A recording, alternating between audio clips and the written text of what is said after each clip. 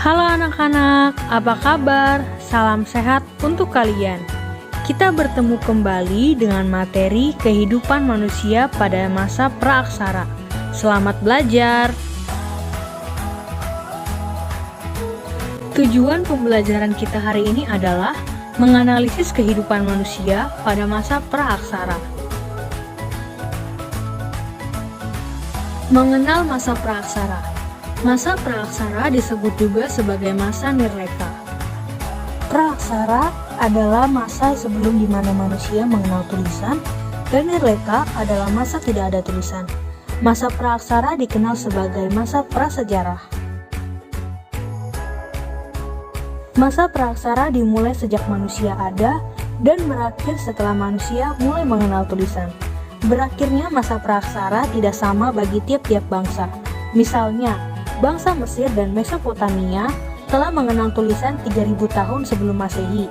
Artinya, mereka telah meninggalkan masa praaksara 3000 tahun sebelum Masehi. Masyarakat di Indonesia mulai mengenal tulisan sekitar abad ke-5 setelah Masehi.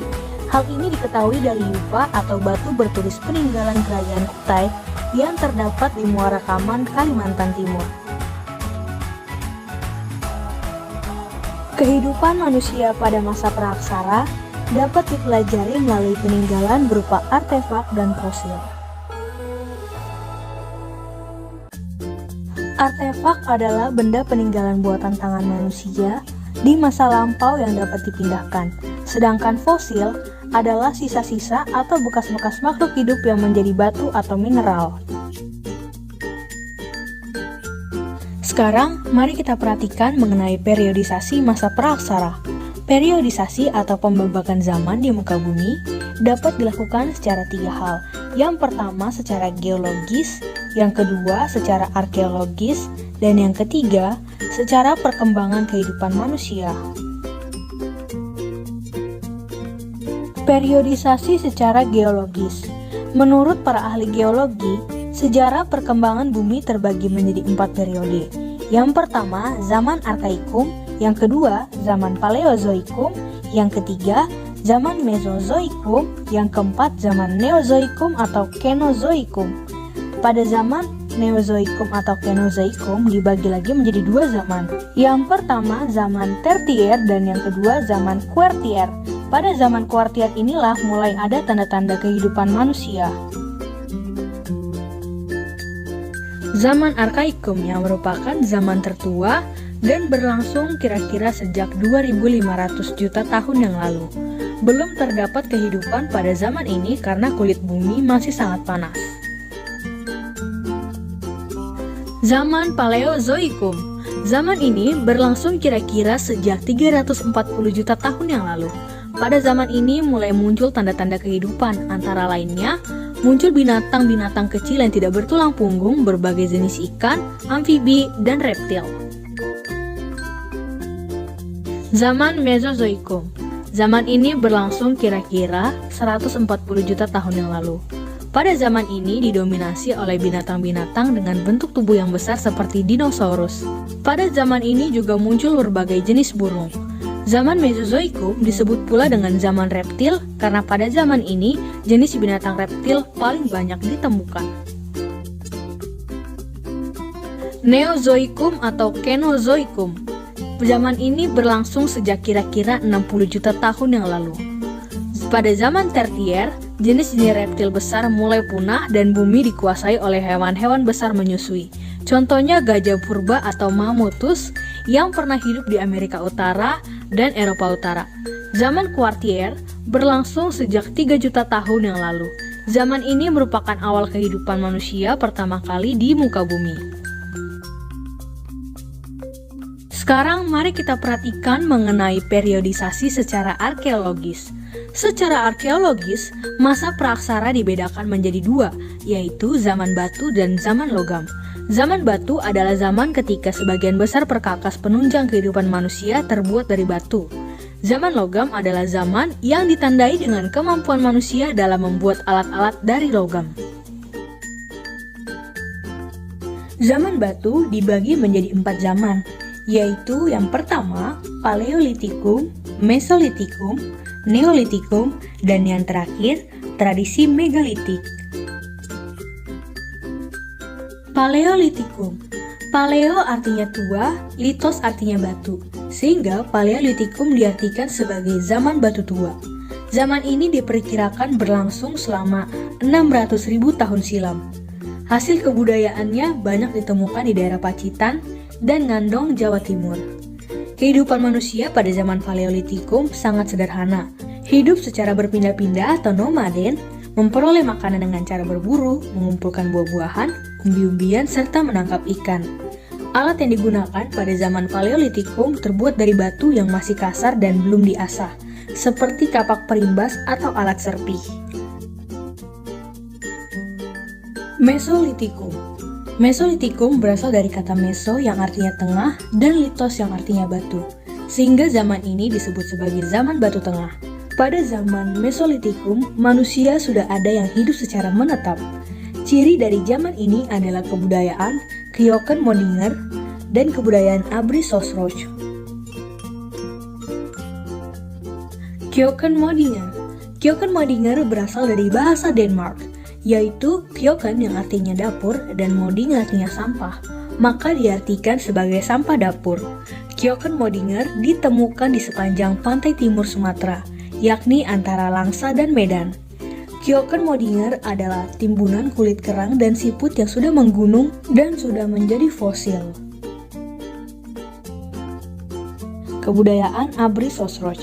Abris yang artinya tinggal, sos dalam, dan roch gua adalah gua-gua yang dijadikan tempat tinggal manusia purba yang berfungsi sebagai tempat perlindungan dari cuaca dan binatang buas. Alat-alat yang ditemukan pada gua ini antara lain alat-alat dari batu seperti ujung panah, flakes, batu pipisan, serta alat-alat dari tulang dan tanduk rusa. Kebudayaan Abri-Sosroch banyak ditemukan di Besuki, Bojonegoro, dan Sulawesi Selatan. Neolitikum. Neolitikum berasal dari kata neo, yaitu baru, dan litos, yaitu batu, yang berarti zaman batu baru. Manusia pada masa ini mulai hidup menetap dan mampu menghasilkan bahan makanan sendiri melalui kegiatan bercocok tanam. Hasil kebudayaan yang terkenal dari zaman ini adalah kapak persegi dan kapak lonjong. Kapak lonjong berukuran besar disebut dengan Walzenbell dan yang kecil disebut Kleinbell. Kapak persegi memiliki bentuk persegi panjang dan trapesium. Kapak persegi berukuran besar disebut dengan beliung dan fungsinya sebagai cangkul. Kapak ukuran kecil disebut tarah atau tatah dan fungsinya sebagai alat pahat. Pada zaman Neolitikum, terdapat barang lain seperti perhiasan yang terbuat dari batu dan kulit kerang, gerabah, dan pakaian. Tradisi megalitik. Tradisi megalitik adalah pendirian bangunan dari batu yang berukuran besar. Tradisi ini muncul pada zaman batu dan erat kaitannya dengan kepercayaan pemujaan terhadap roh nenek moyang. Terdapat jenis bangunan megalitik. Yang pertama, menhir. Menhir adalah bangunan berupa batu tegak atau tugu yang berfungsi sebagai tempat pemujaan roh nenek moyang atau tanda peringatan untuk orang yang telah meninggal. Yang kedua, dolmen. Dolmen adalah bangunan berupa meja batu yang berfungsi sebagai tempat persembahan untuk memuja arwah leluhur, pelinggi, tempat duduk untuk kepala suku atau raja. Yang ketiga, kubur peti batu, yaitu tempat untuk menyimpan mayat. Selanjutnya, waruga. Waruga merupakan peti kubur batu yang berukuran kecil dan banyak ditemukan di daerah Sulawesi Tengah. Sarkofagus. Sarkofagus adalah bangunan berupa kubur batu yang berbentuk seperti lesung dan diberi tutup dan banyak ditemukan di daerah Bali. Punden berundak, yaitu bangunan bertingkat yang dihubungkan dengan tanjakan kecil dan berfungsi sebagai tempat pemujaan terhadap roh nenek moyang. Sekarang mari kita perhatikan mengenai zaman logam. Zaman logam terdiri dari 3 zaman, yaitu zaman perunggu, zaman tembaga, dan zaman besi. Indonesia hanya mengalami dua zaman logam, yaitu zaman perunggu dan zaman besi. Benda yang dihasilkan adalah kapak corong, nekara, moko, bejana perunggu, manik-manik, dan cenderamata. Selanjutnya, mari perhatikan mengenai periodisasi berdasarkan perkembangan kehidupan. Masa praaksara berdasarkan periodisasi perkembangan kehidupan terdiri dari 3 hal. Yang pertama, masa berburu dan mengumpulkan makanan, masa bercocok tanam, serta yang terakhir masa perundagian. Masa berburu dan mengumpulkan makanan dibagi menjadi 2 tingkat. Yang pertama, tingkat sederhana. Pada masa ini, manusia hidup bergantung pada alam, tinggal di daerah yang ada airnya, hidup secara berkelompok dan nomaden, mengumpulkan makanan dari alam dan berburu. Mereka mampu membuat alat sederhana dari batu, tulang, dan kayu yang masih berbentuk kasar, seperti contohnya kapak perimbas, kapak penetap, pahat genggam, dan kapak genggam. Pada tingkat lanjut, manusia mulai mengenal cara bercocok tanam sederhana dan mengembangbiakan binatang. Pada zaman ini, manusia tinggal di dalam gua, dan dinding gua dilukis berupa gambar tangan binatang yang menandakan berkembangnya kepercayaan manusia pada masa itu. Alat-alat masih terbuat dari batu yang bentuknya lebih halus seperti kapak Sumatera dan alat tulang sampung. Masa bercocok tanam. Pada masa ini, manusia hidup dengan bercocok tanam dan mengembangbiakan binatang ternak. Manusia hidup dengan menetap dan membentuk masyarakat perkampungan yang dipimpin oleh kepala kampung. Pada masa ini, berkembang tradisi pendirian bangunan megalitik atau bangunan besar dari batu. Masa perundagian. Pada masa ini, manusia sudah mahir membuat berbagai peralatan atau perkakas. Alat yang dihasilkan juga terbuat dari logam. Masyarakat sudah hidup menetap di perkampungan yang lebih besar dan jauh lebih teratur. Sekarang mari kita simak mengenai nilai budaya dan tradisi dari kehidupan manusia pada masa praaksara.